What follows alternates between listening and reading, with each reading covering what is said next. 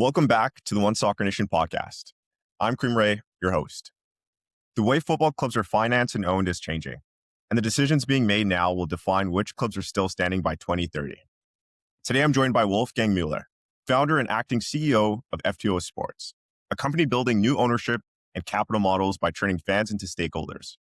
Wolfgang brings a rare blend of global business experience and tech-forward thinking to the football industry. If you're a club owner, operator, or investor thinking seriously about capital, governance, and long-term sustainability, this is a conversation you want to hear. Wolfgang, you've been very clear that this isn't about hype or novelty. It's about where clubs need to be by 2030. When you look at today's football business model, what do you believe is fundamentally broken or outdated?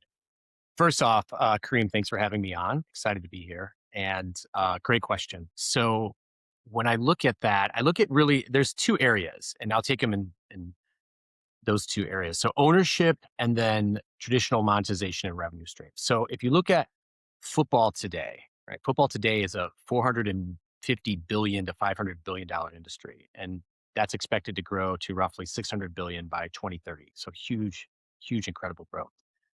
But ownership is still very, very concentrated to just a very few hands. And let me take a step back. Football, as we know it, is the number one entertainment watched in the world, right? It's the number one sport in the world. Like, the FIFA World Cup is happening, 1.5 billion people view in. Roughly 1 in 5 people on the planet are watching football or soccer, as we say here in the US. So it's a huge sport. It's the number one sport in the world, number one entertainment in the world. And this has been the case for quite some time.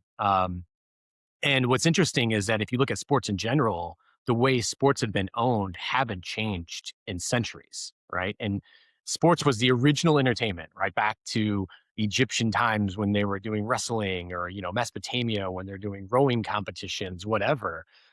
Really, ownership has not changed in quite some time. And I would say as far back as then, and then as most recently to club ownership in the last couple of centuries. And at F2O Sports, we talk about this pyramid. So what's fundamentally broken or outdated, as you asked, is this ownership model where you have a pyramid, and at the top of the pyramid is the very few hands that control sports, right? The billionaires, the millionaires, the multi-billion-dollar corporations that own these clubs. And at the bottom of this pyramid, you have fan ownership, right? The fans that are trying to become owners, the fans that are driving the valuation of these clubs up and up, but they have no real participation and no real say in what is happening. Yet they're the ones who are creating this enormous value. So we strongly believe that model of ownership for sports is outdated. And then I would say the other piece that's very outdated is just the same revenue stream, same monetization that's been used for football time and time again. And if you think about it, there's really those 5 areas. It's, media rights, it's sponsorships, it's player transfers, it's merch, right? And then it's like game day sales. And those 5 areas haven't really evolved. And most clubs are still looking at those areas as their primary revenue streams. Most importantly, in most countries, that whole media rights, which drives a lot of poor decisions and poor actions from ownership that have not changed. So when we talk about what's fundamentally broken or what's outdated, those are the 2 areas. 2026 World Cup this year, just a few months out. We're 5 months away. Huge event, as you mentioned, new format, 3 countries hosting, 48 teams, Canada, Huge. US, Mexico. Just to get your thoughts on that. What are your thoughts on that, on the World Cup coming up to North America?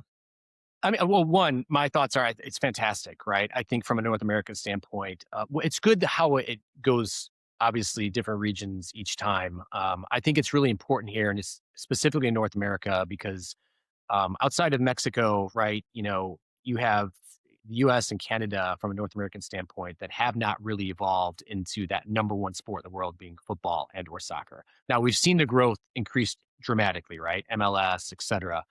We're seeing growth at exponential levels here in North America. But outside of Mexico, it really hasn't hit.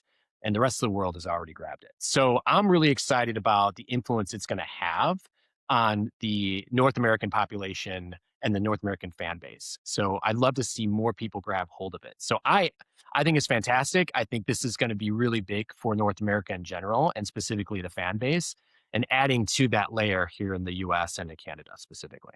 100%.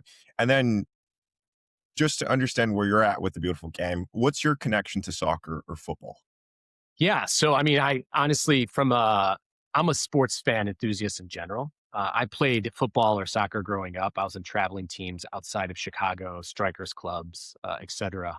Um, One of the other founders on our board is Michael Wright, who actually played semi-pro football here in the U.S.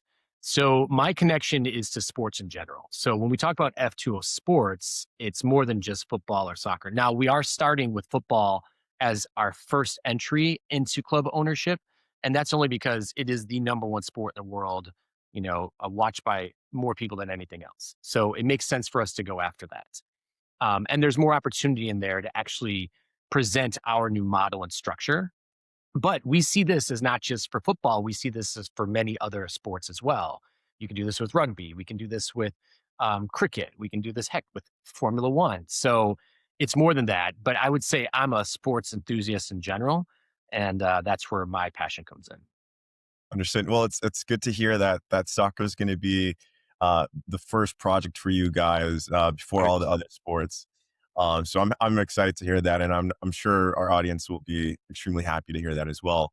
Um, and then sport is different on field versus it's just, it's the same on the back end or on the front office side of things. So it's very interesting to hear that you guys are going to do this across all sports, and good to know, because I thought it was just soccer only. To follow up on the previous question I'd asked, which parts of the current model are most at risk over the next 5 years? I would say the biggest risk from what we've seen in the 3 years that we've been up and running, and from the thousands of conversations we've had, and the meetings and the clubs we've met with all over the world, I would say the biggest risk, in my personal opinion, is the relationship with the fan. And I think that as more and more alternatives are competing for attention, right? So think of it from like Netflix and social media and all these other things, treating fans only as a customer and not as a participant is going to create more and more distance between the club and the fan themselves. So that distance will grow if nothing changes, right? If we don't start looking at fans as more than just this bottom part of the pyramid that is driving valuation of the clubs up and up, if we don't start treating them as more of owners, if you will, or more of bigger participants in what is happening within the clubs that they support and love, and we just see them as a number to increase our social media feeds or our Netflix subscriptions, et cetera, we're we're going to lose. So I personally feel that biggest risk is between the relationship of the fan and the clubs that they love. In regards to the conversations that you're having with the club owners themselves, are they progressing forward fast with the conversations that you're having, or is it a bit hesitant in regards to still in the mindset, hey, the fan will stay the fan, and the consumer and customer? Yeah, I would probably not fast enough for us, but that's just because we move fast. We have more of the tech background, but it's interesting. We've met with so many in different divisions, and primarily in divisions, 3 and below, depending on the country. And what we found is that there are some, I think all of them are very interested in what we have to say. All of them are very much so, this makes sense, right? The future, it needs to happen. I think you have that. It's very rare that you find a club that just is so set in their ways, that wants to be traditional, that wants to just continuously grind it out and try to, run into debt and try to, buy the win and try to move up. I mean, the promotion, et cetera. You still have that. I think most clubs we've had conversations with see that there is a need for change. I think most clubs, though, just don't know how to do it, and they're too scared to do it. I mean, it's a Band-Aid you got to rip off. It takes a very, very intuitive, um, forward-thinking club and club ownership, right? Current club ownership, to make those changes and to go after those changes and to see that it's important to do that now. So we've had a conversation. I'd say less than 10% of the clubs we met with, and we've met with a lot of clubs, are actually capable of, one, not just understanding what we're doing, but two, engaging and actually moving forward with it. So, yeah, I think all of them we've met with, for the most part, see there's a need, but most of them just don't know how to do it, are too afraid to do it, and therefore just go back to their old ways. What would you say is the biggest fear that these club owners are having in regards to making that change? I, I think the biggest fear is, I mean, change itself. There is Well, when we look at if we're talking specifically about our technology, and we haven't gone into it, but what fan to owner, F2O Sports stands for is fan to owner, right? And our technology is based on how do we help monetize these clubs further by acquiring a percentage of the club through a tokenization or blockchain project, right? That allows us to actually do things for the fans that actually own that token, right? In terms of fan voting, et cetera. And they can actually have real ownership and decision making within these clubs. And I think the thing that is preventing some of these clubs from moving into that type of business model is just to change themselves. I think in the beginning it was really concerned about the word blockchain or crypto in general, right? I think in general people were scared about that. And there have been some early days where this happened within the industry of football, specifically in Europe, where clubs got burned, right? There wasn't enough regulation, there wasn't enough transparency. And so you saw a lot of concern. And then it was the fans just didn't even understand what you were talking about. So I think there was that apprehension that's just carried over into today. But that's it. And then the big thing is just the change, not knowing what to do. Like, how do you do this? So it's one thing to say, I would love to do it, but then the clubs are in a situation where, listen, we understand our business model today. We understand how to monetize the 5 areas we talked about today, and we're doing a good job or we're not doing a good job. We understand how to do player development and focus on getting to the next league. What they don't understand is how to bring in some of these new technologies. And so they get scared. And so it's like, we're going to wait until it's cut, paste, and dry for us to do it, or that others are doing it and we'll jump in. So no one really wants to be that first to market club. The ones that do are the ones that we're talking to. So that's it. Yeah. You mentioned the regulatory, like it not being regulated in the past. How has the regulatory space changed in today's time? Yeah, tremendously. Great question. So there was a lot of unregulated things that were happening in blockchain in the last 10 years, I would say. But the one thing is true is that blockchain technologies, tokenization projects, all of those that has not gone away, right? In fact, it's only increased in terms of what the scope is of these projects, the ability to actually have regulation. Here in the US, the SEC has regulated, now ETFs have access to, Bitcoin or Solana, et cetera, right? So they're able to actually put that into ETF fundings now. So SEC is regulating that more heavily. The MiCA or MiCA, as you would call it in Europe, which is a governing body that actually governs how blockchain crypto is actually sent to the consumers and how it's managed, and you have to manage it differently. So there's a lot more regulation that's happening. And from that regulation, you're seeing a lot more in terms of governance and compliance that allows legitimate practices to come into play. And so all the bad eggs and all those bad actors have been weeded out. So it's becoming a much, much more cohesive environment for people to actually feel safe in. And that's really happened over the last 24 months. In regards to, fan ownership has existed before in football, but it rarely scales. What makes F2O's approach structurally different from traditional supporters, trust, or past token experiment? Yeah, it's fair enough. So ownership has existed before and it exists today. I think if you look at the top 50 most valuable franchises in the world, right? And from a sporting perspective, and that's Real Madrid, that's, Dallas Cowboys, NFL in the US, et cetera. Really, 5 to 8% of those have fan ownership.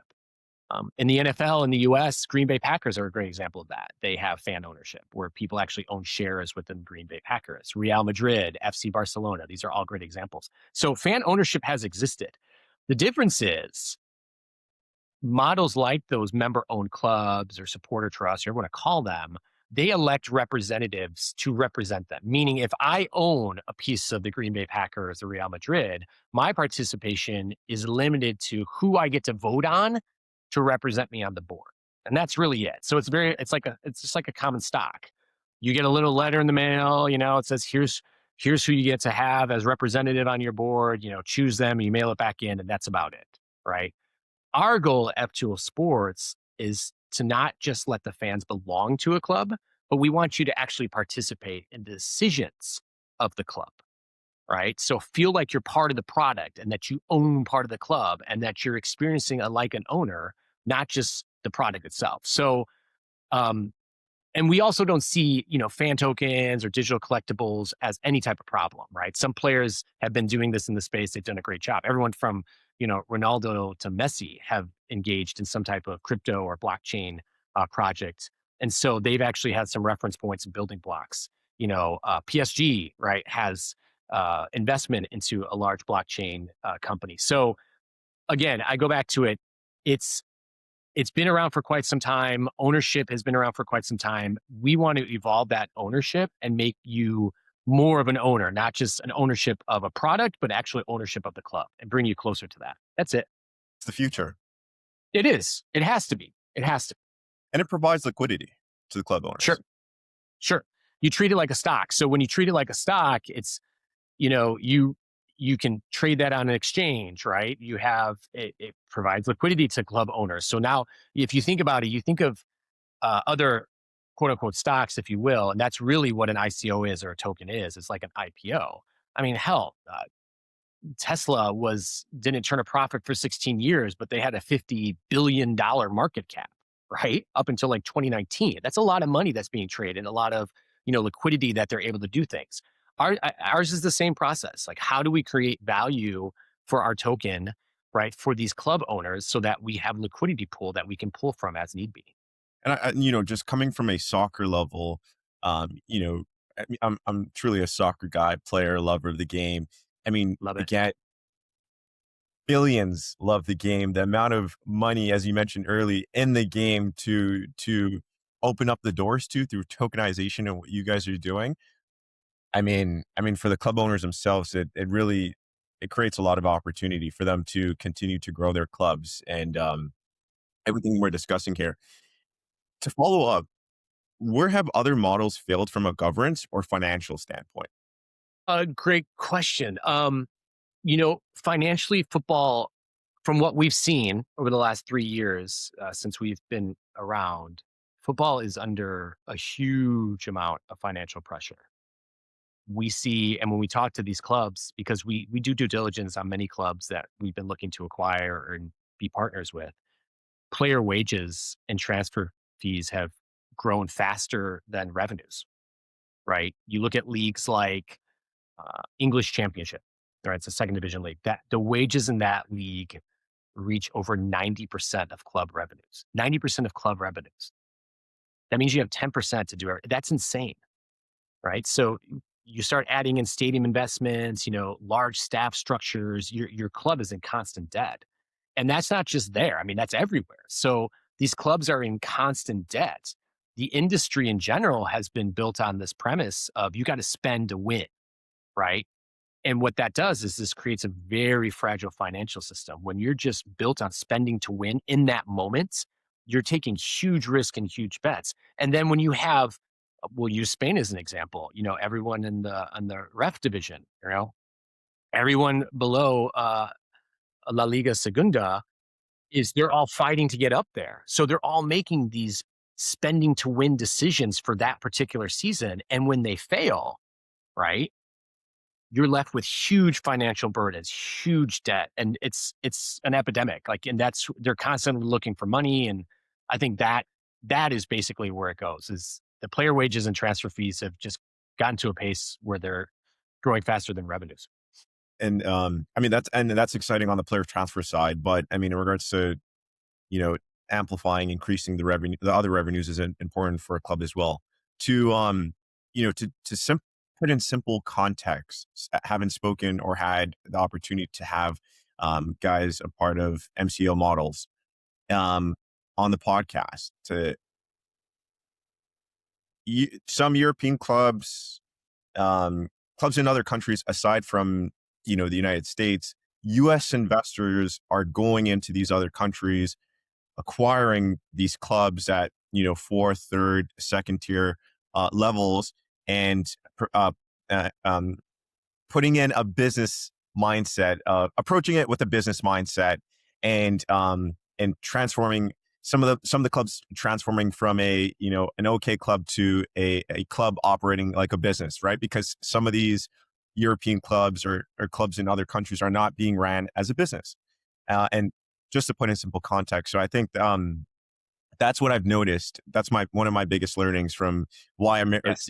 a good amount of American investors are going over to Europe and other countries to acquire Couldn't, these. couldn't agree more. And again, that's no disrespect to, European, business modeling, et cetera. But you're right. When we went over to a couple of, and we had you probably saw the docu-series. There was one club in particular I'll never forget.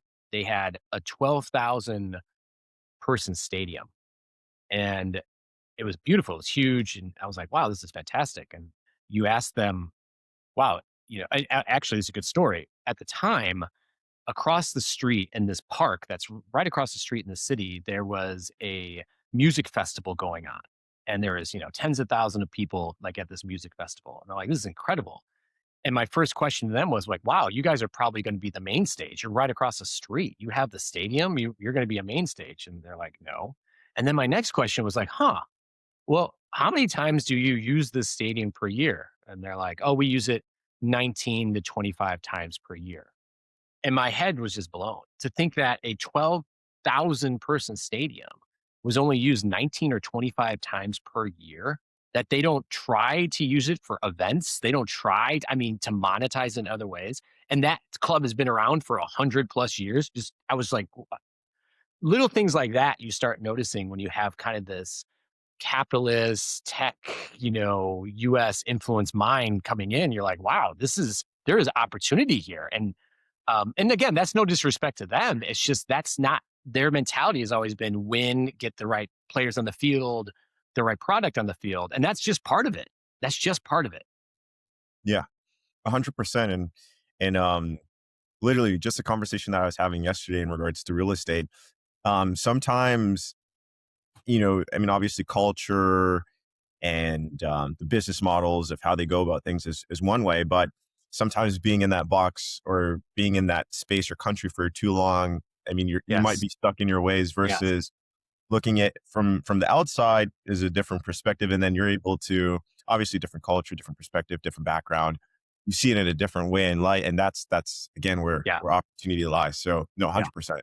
Amazing And story. and that again, we're not saying anything disrespectful to them. That's just you're right. It's a different perspective. And there's always a mindset. Like in that regard, the one example I just gave, well, the city owns the stadium. I'm like, well, then go talk to the city. Like they just don't, you just have a different mindset where we come in saying everything's possible.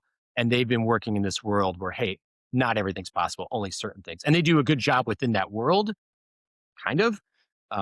So yeah, Yeah. I'm with you. Yeah. No disrespect at all. And it's all about collaboration. Um, Exactly. Exactly. from a club operator's perspective, let's get specific. If a tier two or tier three club partners with F2O, how does this change the capital stack and revenue mix? Okay. Let's see. So first of all, F2O Sports, just to be clear, when we partner with the club, we don't take control of sporting or day-to-day operations. That's just not what we do. Now we do have a strong team. We've separated F2O Sports into really two functioning groups, one being blockchain layer and digitalization technology layer, and then one being our sports marketing engagement layer. But we don't want to be part of the day-to-day operations, right? The club will keep full autonomy. We act as a supervisor, right? And the financial logic, and leads for our digital layer will be on top of whatever they have, if that makes sense. So structurally, the club immediately gains access to a global platform. So what happens is we come in, we say, hey, we're not going to be part of the sporting day to day. What we're going to do is we're going to add in a digital layer. So the F2O dashboard comes alive where we can actually, where the fans engage through our token, where they can see their wallet, where they can see player, merch, where they can see club merch, where they do voting, where we can actually monetize some of that voting, right? Think of like predictive market type voting like Kalshi, et cetera. And then the club will immediately gain access to that global platform, right? And they'll see percentages of that revenue stream, right? So it stops being about a local club and becomes more part of an international ecosystem. Now, to do that, we require minimum of 20% of the club ownership that we will invest in. We require a board seat so that we can actually monitor what's going on. It's important for us and for our fan owners who own the tokens. But yeah, I mean, and that investment is, first of all, a direct capital injection into the club's balance sheet, which is huge. And then on top of that, we have ongoing revenue streams through the dashboard that we monetize on a global level that the club will actually get revenue from as well. So hopefully that answers your question. That's basically how we change immediately at a very high level that capital stack and, as you said, revenue mix. Yeah. A key point I want to highlight is immediate change right Sure. off the bat. Yeah. I Yeah. really just want to highlight that point. Where does this sit relative um, to sponsorship, ticketing, and traditional equity? Yeah, I mean, we don't change any of that stuff, right? So we just enhance it. So we don't replace any of the sponsorships, ticketing, or any of that. Now, we do have some fun projects that can happen with tokenization and ticketing and things of that nature. But in general, our goal is just to amplify all those traditional pieces. The club's valuation actually increases simply by having F2O inside, right? So we bring in new revenues, new technology, new assets, new revenues through our digital dashboard, right? New technology through that digital dashboard, new assets that they can, through our tokenization. So sponsorship can expand, right, into new categories. So we can bring in more of a blockchain focused sponsorship into some of these local markets. It becomes more international in terms of that branding. We can enhance ticketing, as you mentioned. So ticketing through like bundles and discounts and cross selling and voting. We can actually have some fun things on that. But overall, the club's brand value grows, right? Not just on match day income. So we amplify. We don't really change anything. So hopefully that answers your question. Yep. What metrics should owners track to know if it's actually working, though? Just uh, growth in the user activity engagement in the club would be huge. Obviously, you'll see a change in your total revenue, right? Your digital, especially that digital revenue piece, will go up. So all the non-match day income should go up. So you'll see immediate changes there. Um, Non-football related activities, or I should say non-localization activities between the club and the city. So you'll see more international pieces there. I think for us, we will have a global fan base for a local club, say in Spain or Portugal or wherever. And that enhances like tourism, and we can do different things with our token holders to bring new members into that town. There's all sorts of things. But I think in terms of just strict metrics, I would say new user activity, your total revenue streams for non-match day income is going to go up immediately, right? So that's probably how I'd see that growth. Okay, I have to ask for our U.S. club owners. Are you guys going to be targeting U.S. club owners soon, or are you guys just focused outside of the U.S. right now? Um, we would love to be in the U.S. I think it goes back to our conversation about World Cup being in North America and just adding more value to what football and soccer should be here in the U.S. And we see incredible growth, especially as the dynamics between uh, the groups here in the U.S. that actually consume sports start moving more towards that football/soccer, I should say. Excuse me. Um, so yeah, we going back. Yes, we will target clubs here in the U.S. at some point. Our first stop was Europe, primarily because we integrate the blockchain technology and from a security standpoint, because as I mentioned, we're launching a dual token strategy. The first one being a utility token for F2O Sports, and then the actual real world asset token, which is a security token. It's easier for us to actually do that with compliance in MiCA regulations in Europe than it is here in the US and the SEC at this time, but that's quickly changing. So we're hoping within the next, 12 to 24 months, we can absolutely launch this in the US and go after clubs here in the US. It's one of our goals, big goals. Yeah. With in regards to benefits, what benefits you surprise club executives the most in regards to working with F2O? I would say the biggest benefit that surprises them the most is that we don't get involved with the day to day. I know that sounds crazy. It's like, how's that? It is. It's a true benefit. the benefit of, adding in a global, fan base, the benefit of adding in new revenue streams that they need to be focused on, because if they're not, they're going to die, in my opinion. But I think the one that gets them the most is they're like, so you don't want to deal with the day to day? No, we don't. We definitely demand a seat on the board because we want to make sure it's being managed properly, right? The club is being managed properly once you get in there. But, as most investors want to come in and, change everything if they own 20 or 40% of the club, that's not, we've already done our due diligence to make sure that the club is the right club we want to partner with. Our goal is not to come in and change the day to day operations. I think most executives are like, oh, wow, this is great. I don't have to deal with a bunch of Americans thinking they know better than me, right? So, Yeah. How long is your due diligence process? depends. I mean, it depends. The one we just most recently did is relatively about 4 months.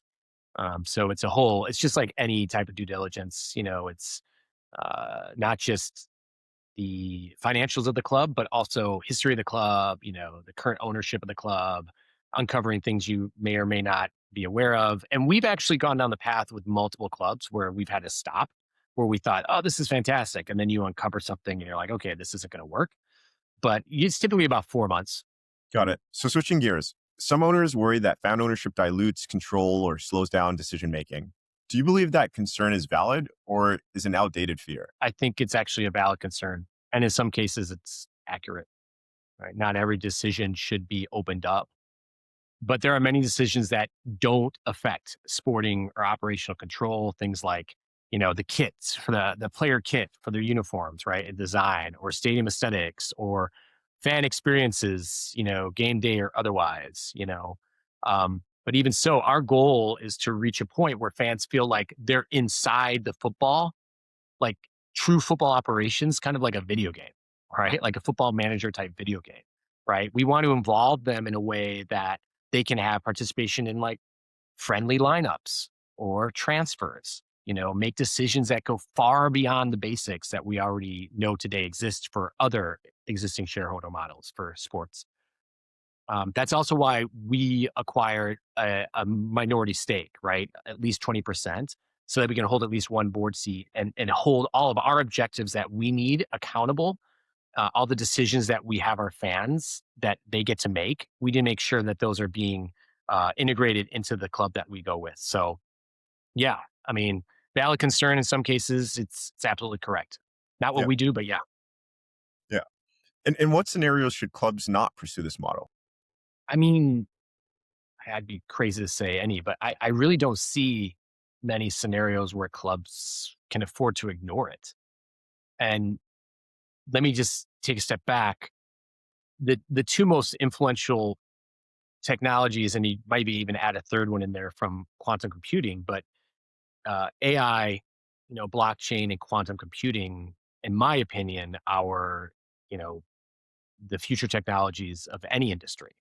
And take quantum computing aside, I don't think it applies here, but from an AI and a blockchain perspective, these technologies are already reshaping the market, right? They are. They're in every way, and not just the sports market, not just the football market, but every market. And so, in blockchain specifically is you start looking at stable coins that will be coming online, right? And real world assets, which is what we're doing. Like these are all things that major corporations and companies, Federal Reserves are looking at, right? So if business owners aren't looking at these technologies in the next 5 to 6 years to be part of their reality and they turn their back on them or just don't know how to engage them, I think they're going to fail. I mean, real world assets alone, the thing that we're trying to do from a security standpoint, it's a $25 billion industry now, and there's projections for it to be, to grow by 300 to 400% in the next 2 to 3 years. That's insane, right? So how are we not part of that as a sports industry? So again, where clubs should not pursue this model was the question. I don't see how they can't. And if they're not part of our technology or these other technologies by 2030, they're going to be ancient, in my opinion. Yeah. I mean, this is a huge opportunity. And again, I mean, you guys are not just focused on soccer. It's all sports Sure. asset classes. And I mean, I'm just thinking about it. It's just the opportunity that you guys are going at is huge. I mean, for Really good. you, what's your what's your perspective on where you guys will be in the by 2030 for F2O Sports? Yeah, I think, we are working on partnerships now, and we'll announce one soon that sets us up to work on this platform, this tokenization or these real world asset platforms within blockchain, not just for one club, but for multiple clubs, right? And working with a partner to actually go down that path. And that's just for football. But then we see ourselves, opening this up into other models of sports. As I mentioned before, we think cricket is one in India, which is a huge sport, F1. Eventually get to a point where we can start looking at some of the big tier one sports, NBA, maybe, MLS here in the US, which, not big, but maybe we can get there, et cetera.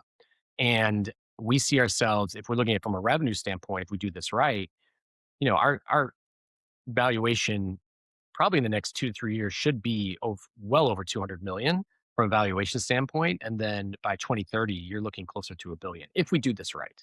And now that's kind of like, wow, that's a bold statement. But most startups have to look at that, right? We have to look at that unicorn mentality, but it's there. I mean, if you do the numbers, this is a huge, as you mentioned, huge opportunity. Switching gears again, let's talk about scale.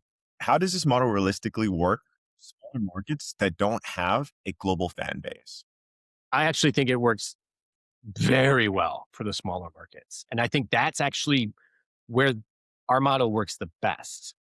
So, not being part of a big market, it doesn't mean you don't have a deeply committed local fan base. So, if you think about specifically football clubs in Europe, they're it goes back to the pyramid where these fans at the bottom are driving the valuation for the clubs, and many of these local fan bases for these smaller markets, they're making the club survive. Without these fans in these local markets, the clubs would be long gone, right? They've come in to save the clubs in many cases because they've been managed improperly or mismanaged poorly, et cetera. Um, so not being in a market doesn't mean you don't have a deeply committed fan base. What it means is you don't have access to some of the things that the larger markets have. So you don't have access to, global existing communities. You don't have access to some of the digital global layers that other clubs in the tier one markets get. So this is where I think we thrive. So we can come into these local markets and these smaller markets, if you will. The identity of the club will stay intact, but by implementing our layer, right, they're actually part of something much bigger. They get more exposure. They get a brand that becomes a global scale, right? And I think that's fantastic. I mean, listen, you can look at like, Wrexham. Whoever heard of Wrexham before? Reynolds and the guy from, Always Sunny in Philadelphia decided to go in there, right? So that to me is a great example of how some of these smaller markets can be expanded incredibly well by adding F2O Sports as a digital layer. For sure. I didn't know about Wrexham until Ryan Reynolds and Of course. his buddy. They went in and added superstar power, created an amazing reality show, which I've watched. And aside even from Wrexham, Sunderland Till I Die, that documentary was a great documentary on Netflix, and that was a club getting relegated. I heard that they're back in the EPL, but I'm not too sure. Don't quote me on that, guys. But they were getting regulated a few years.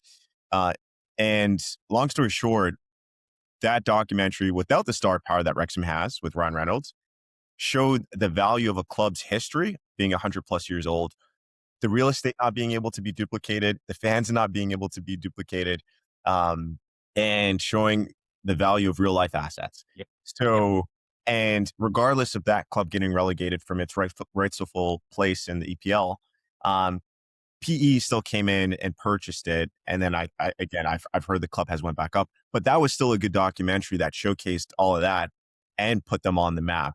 I didn't know about Sunderland until that documentary. So yeah, I mean, Exactly. we're living in a world of digital online globalization, and it does help. It can it definitely impact and change a club. Yeah, exactly. I mean, and what's to say that can't happen to other clubs, right? Exactly. And there's clubs with, 100 plus year history all over the world. that don't have that access. So if you can give them that access, and maybe not the scale because, we're not Ryan Reynolds, but if we can give them access to a scale that's larger than what they do locally today, I mean, that's it's volumes from where they're at right now, right? Giving them technologies that they don't have access to today, right? Making them part of the forefront of this new monetization and revenue strategies. I mean, there's no telling what can happen for some of these clubs, like you saw with Wrexham. It's a great Yeah. example. And just to share a quick story too, I want to share it with you and Shoot. our audiences. Like I was in Soccer X Miami last November, last year, 2025, and connected with an individual that's a part of a USL one club. And he's also part of a club now in Ireland that's about 100 plus years old. It was a trend for me because I'm noticing this trend with history of club, the importance of that history, but then as well applying that US mentality to that club ownership. So it was no, it's very cool. So just to highlight quickly is that the history, the importance of the history piece, how that plays to the club. 100%.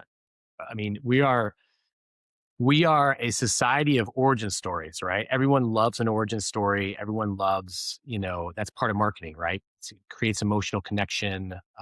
It adds credibility, 100 plus years. I mean, it's amazing. So, yeah, I think it's great. And there's, like I said, and you said, there's so many amazing historical clubs out there that the world doesn't know of. And so, how do we get the world to have more engagement with them? And I think F2O Sports is a way for that to happen. So, Amazing. You, Wolfgang, you've spent years in global sales, P&L management, and GTM strategy outside of football. What lessons from the world has been most transferable and most ignored in football? oh, yeah. So, most transferable, I would say the most transferable is community. So, every successful business that I see from a brand perspective is built around community, right? The community that identifies and covets the brand.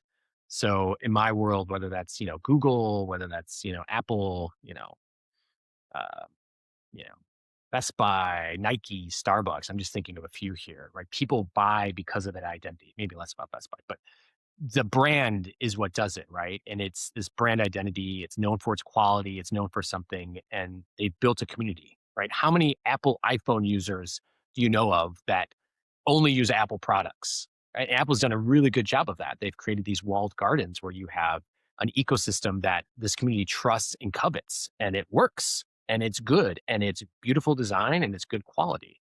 So I think what's most transferable is football is the same, right? So fans connect to that club value, that brand, right? And they stay regardless of the results. And they give leniency, right? Apple's made some mistakes over the years, but have they really dropped in terms of their community? Hell no, right? Because they believe in Apple, they believe in what they've done.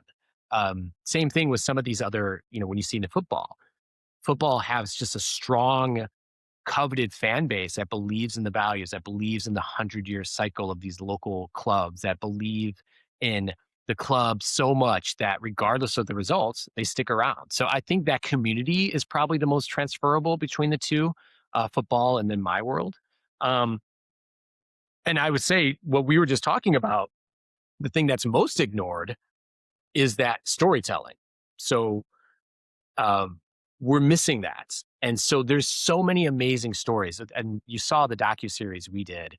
There's so many clubs we went to go visit, and the stories behind these clubs are just amazing, right? 100 years worth of stories and tradition and local, fan bases and the things they've gone through and the stories they can tell. And I think the best brands in the world, like the Apple and the Nike, et cetera, they actually do the best storytelling. And I think the things that are most ignored today in football is that storytelling. And the history of these clubs is often taken for granted. So if you can somehow figure that out and tell that story to the world and monetize it, right, in the right way, you're in good shape. So I would say those are the things that most transferable is the community and how they covet and love the brands. Same with football. And I think the one that's most ignored is really that storytelling. And we don't do it enough. I don't see it enough in the football clubs that we're talking to. that we see in my world. Yeah. I would agree with that too from my side, from what I've seen as well. And in regards to the docu-series that you guys created was phenomenal. I'm not just saying that just to say that. I truly mean that. And I think that if you guys do end up doing a reality show for the clubs that you guys are doing or for F2O Sports, I mean, that opportunity is there too. But again, there's so many stories to tell and to put that club on the map in the world for fans to get behind. Yeah.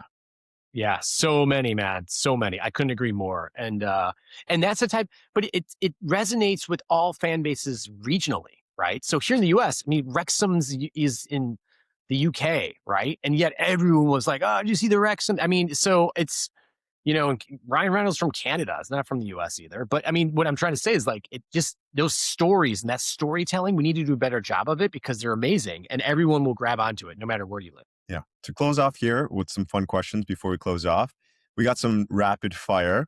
Um, the first one is one revenue stream clubs overestimate today. TV rights, get over it. TV rights. One mistake you see first time owners repeatedly make. Overspending on transfers and new players. Ridiculous. A metric every club CEO should track weekly. Fan sentiment. How's your fan base? Track it. The biggest misconception about fan ownership. That's easy. I mean, that decisions can't be taken in an organized, professional, and efficient, effective way. Like that's not true. The last one, by 2030, what matters more, media rights or community ownership? Community ownership. I mean, having a fan base that actively chooses your club over streaming services like Netflix, et cetera, and engages with your club without distractions, that's it. That's what matters more. Wolfgang, I just want to let you know that I really appreciate you taking the time for being on the podcast. And before I close out, for club owners interested to reach out to you, where should they reach out to you on?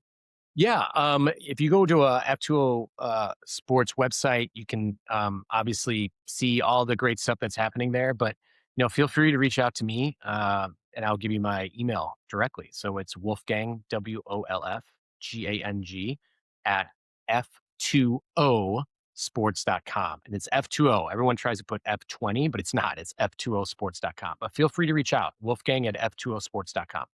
Wolfgang, again, I really appreciate you coming on and sharing such a clear forward-looking perspective on where club ownership and capital are headed. To everyone listening, make sure you subscribe and connect with One Soccer Nation. We'll see you in the next episode.